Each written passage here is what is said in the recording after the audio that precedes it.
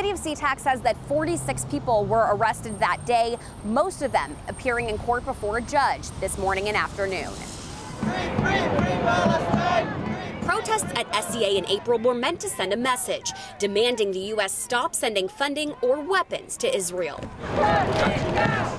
Good afternoon. Please be seated. Today, the city of SeaTac sent a message of its own, moving forward with charges against 46 people for failure to disperse and, in most cases, disorderly conduct. They were summoned all together in the same date, but every person have their day in court. A judge approved the city's request they be released as long as they promised to appear for their next court date on June 11th and waived bond. But the senior assistant city attorney says they could ultimately face up to 90 days in jail or a fine of up to $1,000 if found guilty. The city of SeaTac says the arrests weren't because of the speech itself, they were because of a failure to listen to police orders to move. In this situation, based on the police report we received, none of them did that, so we ended up arresting all of them.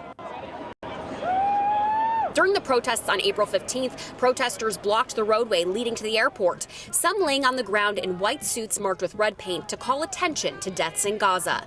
They blocked the arrivals and departure lanes for nearly 3 hours.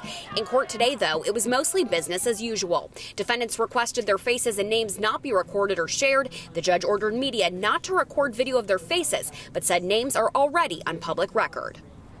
And there were no visible or vocal protests today in court, but there were a number of people there who were wearing symbols of Palestinian solidarity. Their next court hearing is set for June 11th. Reporting in SeaTac, Erica Zucco, King 5 News.